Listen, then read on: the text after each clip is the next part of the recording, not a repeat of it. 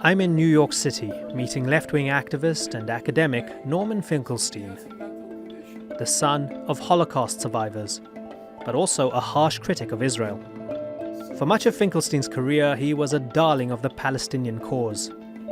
But when the movement's strategy changed and he disagreed, he went his own way. And replace it with the opposite genital. These days, Finkelstein's focus is identity politics. Why would you celebrate that? His latest book is a declaration of war on wokeness. You dispute that? I think it's crazy. I had a chance to sit down with him at his home to hear more about it and to learn what it's like to be so politically isolated. This is The Inner View.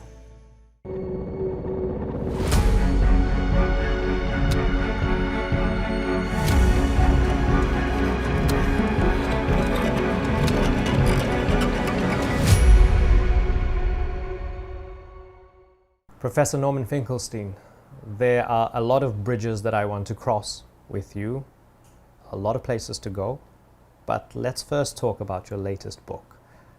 I'll burn that bridge when I get to it.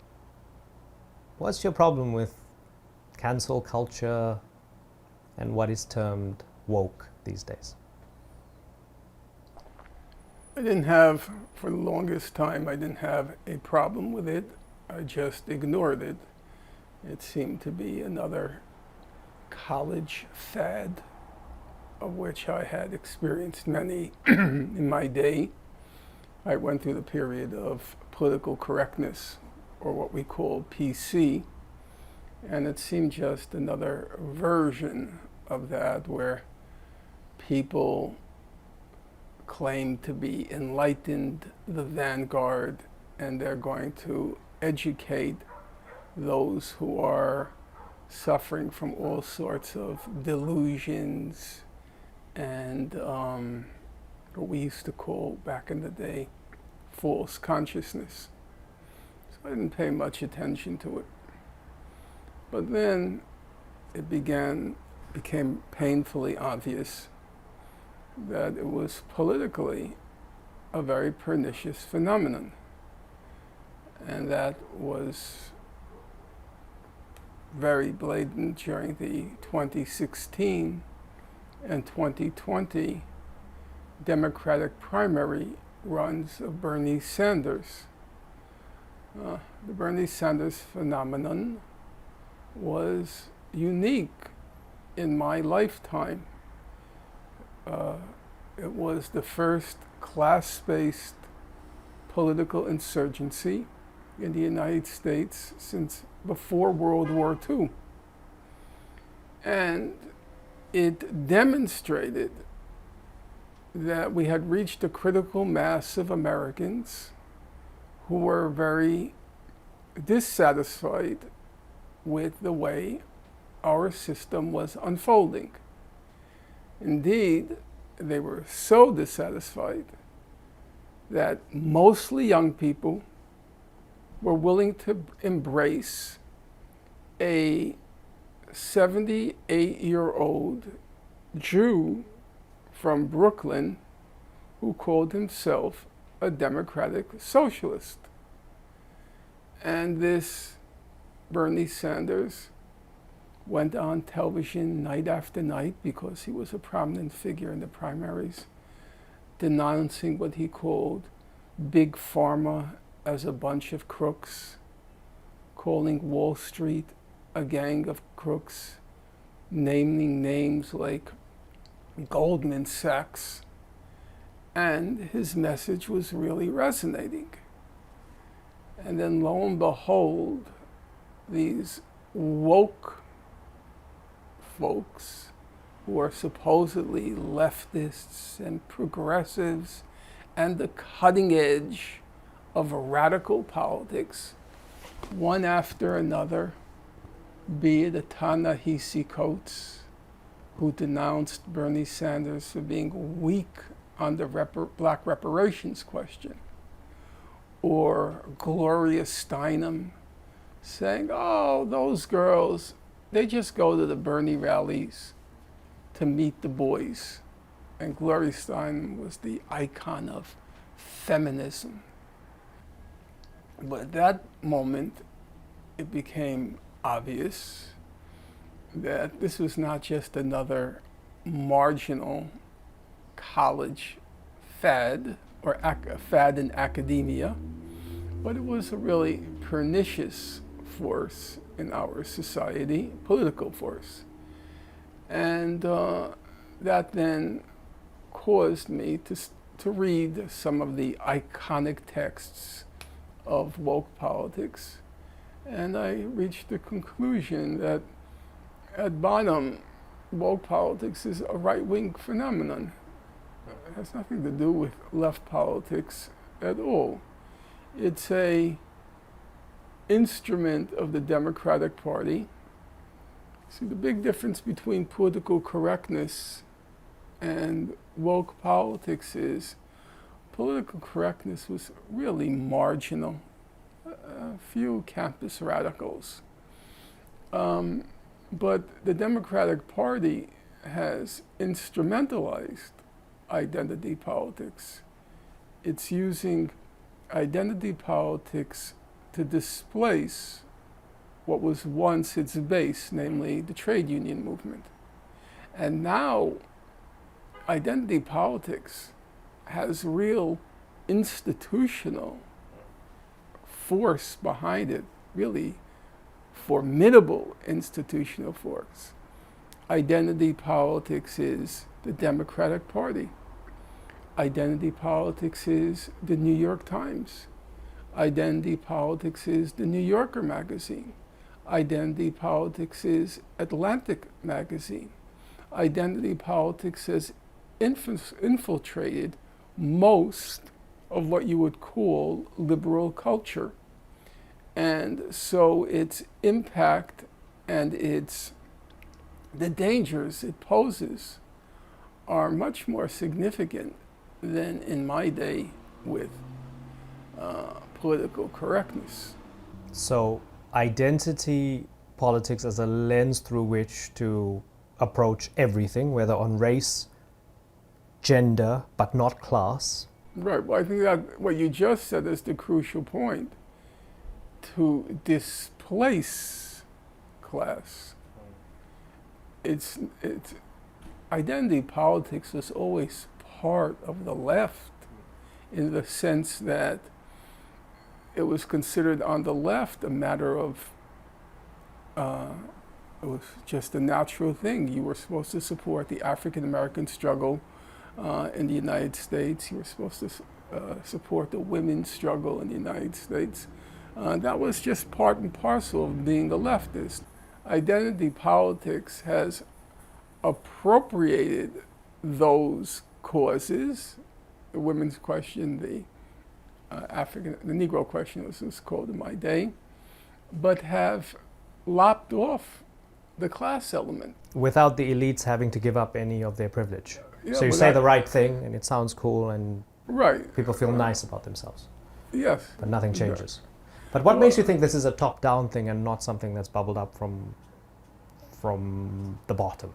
There was an element that was from the bottom. There's no question about that. I was a participant in a consistent way with the George Floyd demonstrations. They clearly resonated with that, the question of police brutality clearly resonated for large masses of young people. No question in my mind that it was real. It was from the bottom up. And it reflected genuine outrage and anger. But what eventually happened is our ruling elite, not different, I suppose, than most places in the world, except it's the scale. They have such vast sums of money, I mean breathtaking sums of money, that they're able to buy off everybody. It's a very, you have to have a very refined moral center to resist the temptations that come your way. Jeff Bezos, he gives not $1 million, not $5 million, not $10 million. He gives $100 million at a shot. He gave Obama $100 million.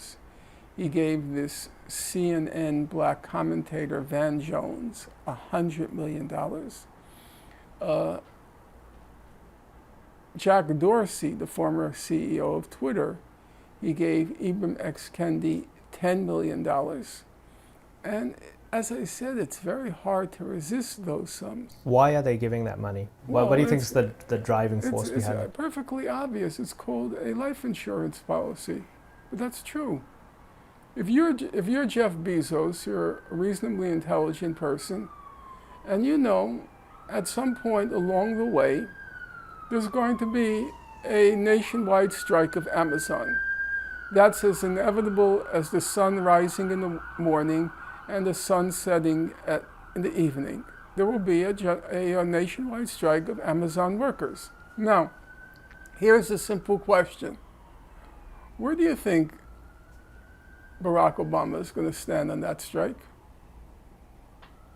At $100 million. Where do you think Van Jones is going to stand? I mean, these are life insurance policies.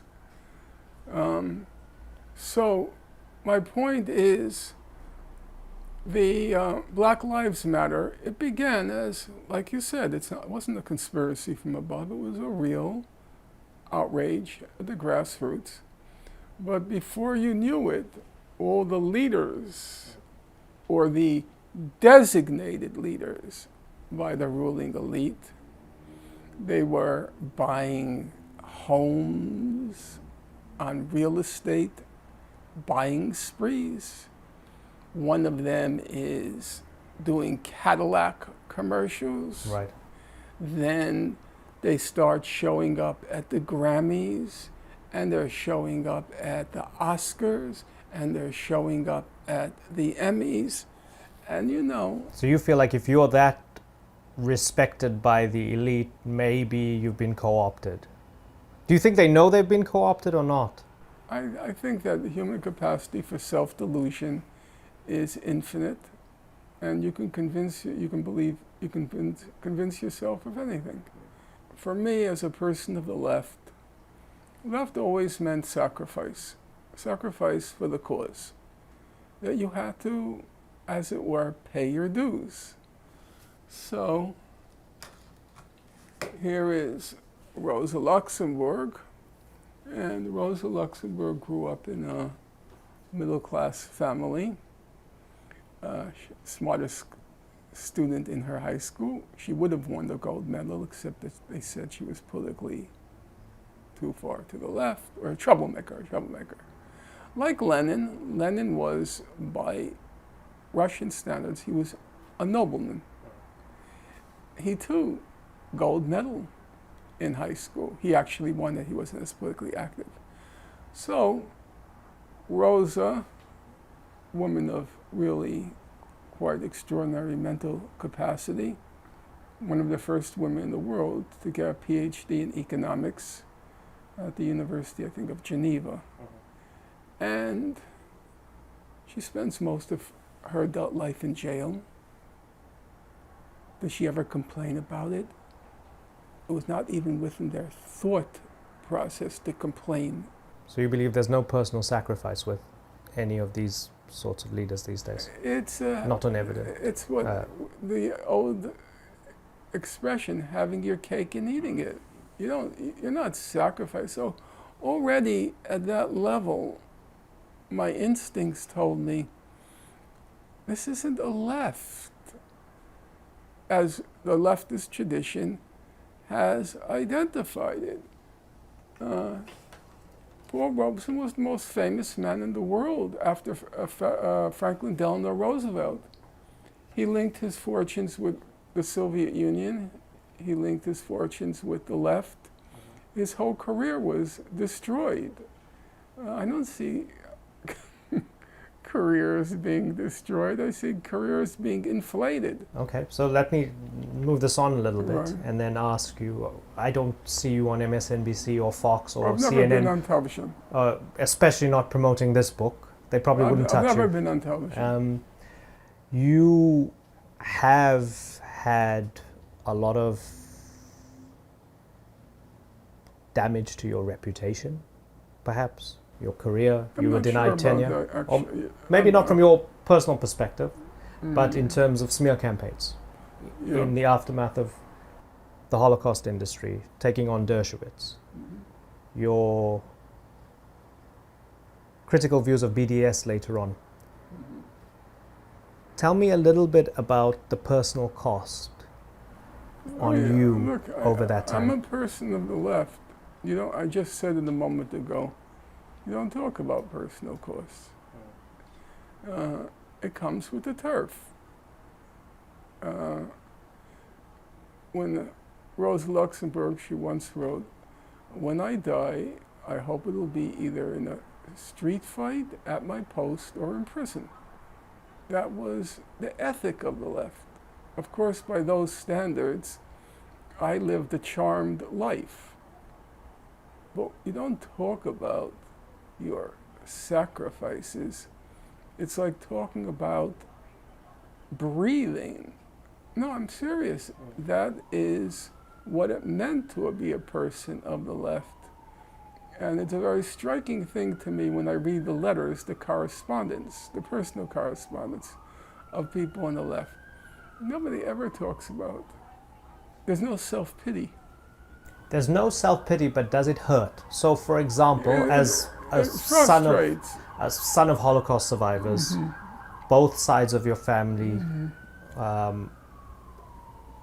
people annihilated in the Holocaust, right? You know, both sides of your parents' family. To be called an anti-Semite or to be called a self-hating Jew. That to me is just stupid. Hmm. I can't say. There are things I would get indignant about. If you accuse me of misrepresenting a footnote, believe me, it's completely idiotic. But I am so fastidious about my getting the facts right. That upsets me. I'll admit it. But anti-Semite, well, I will have to, I have to be candid, because what's the point of an interview if I'm just putting a pretty face on things? Yeah, some things do what you just said. I do remember as a young man when occasionally my mother and my father worried about, am I going too far, and it could come across as a self-hating Jew. And having come from that family, yes, that was a matter of concern to me, and I had to think twice about it. But apart from that, and that was a real issue for me, I don't want to diminish it.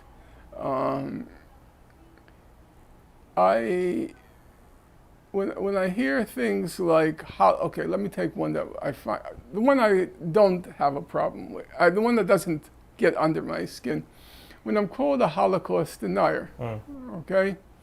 So when I'm asked that question, I say, well, look, here's a simple thing. Everybody on my mother's side of the family was exterminated during World War II. Everyone on my father's side of the family was exterminated during World War II. Every day of my life, I was hearing stories about what happened during World War II. So, for me to be a Holocaust denier, given my family background, I have to be certifiably insane. There's no other, no, that's not a joke. There's no other way to interpret it. I have to be certifiably insane. And then you judge for yourself. Do I come across to you as being worthy of being institutionalized? So far, no. Well, that's certainly a relief that gives me immense consolation.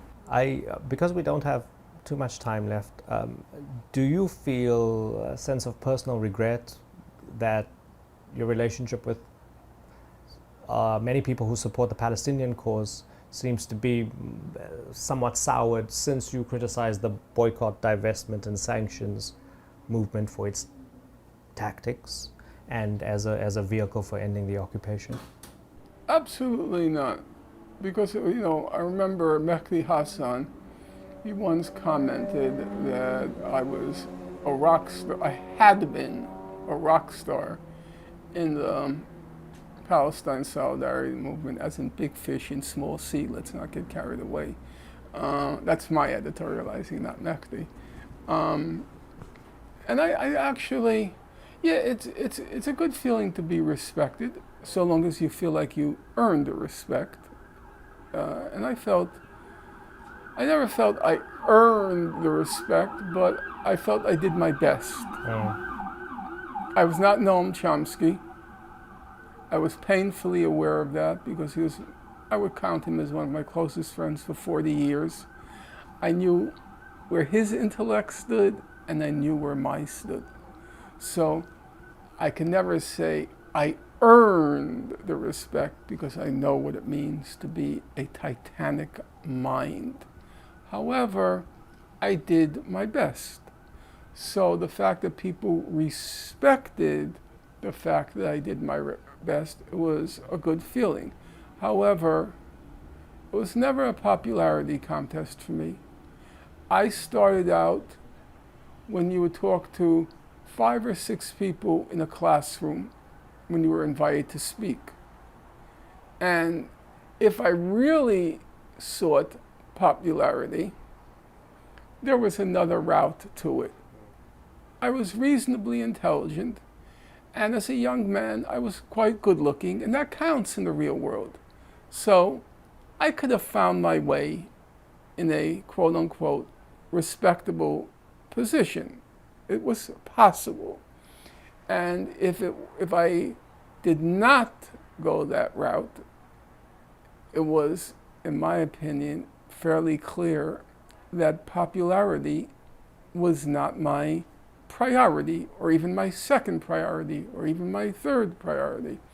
And to be perfectly honest, and I think I'm being honest, though as I said earlier, the human capacity for self-deception is infinite, at a certain point, I was not comfortable with being a quote-unquote rock star, because I subscribed to the belief. There was a very good French intellectual named Julien Benda, and he wrote a famous book called Treason of the Intellectuals. And he said, basically, I'm going to summarize a book in very simple terms. There are 2 sets of values. There's fame and fortune, or power and privilege, however you want to call it, and then there's truth and justice. And he said, those 2 sets of values are always and inherently in conflict. The more you pursue truth and justice, the less you're going to get fame and fortune. There is an inherent conflict between those values. So for me, when I started to get too popular, I began to wonder, am I doing something wrong? I mean that. Benda says, in one point, the clerk, by which he means like the intellectual, who's popular with the layman, which is like the masses, the clerk who is popular with the layman is a traitor to his office, which is to say, if you become too popular, then you're betraying the values of truth and justice. So I can say, and I think I'm being honest, that I wasn't altogether comfortable with this place I occupied. And when I became convinced that there was something seriously wrong with the BDS movement, I had no trouble, no compunction or conflict, except the political one, which is there is a cause, this is a major force in the cause, and you don't want to undermine the cause. That's a political consideration, a major political factor. However, once I became convinced that this was a hindrance, obstacle to the cause, I had no compunction about publicly saying, no, this is going in the wrong place, which is exactly what I did with the wokeness. I had to think twice, and I did think twice, and 3 times, and 4 times. Because you have to remember, I grew up in the 1960s, okay, and 70s.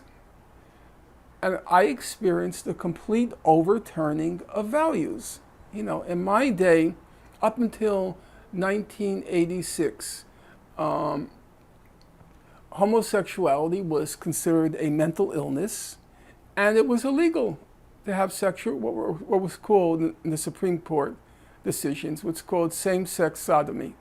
It was illegal. Women were homemakers. That's what a woman was. And there are 10,000 aspects of the society that I experienced, that I lived through, which were radically overturned in the course of my lifetime. I thought at the beginning of this whole wokeness phenomenon, maybe it was the same as in the 1960s. Conventional values are being overturned, and at some point they will just become the norm. So I really was unsure, but once it became plain to me that something was seriously awry here, I had no problem at all saying that this stuff is completely crazy. I think that's a good point at which to wrap us up. Professor Norman Finkelstein, thank you so much for joining us.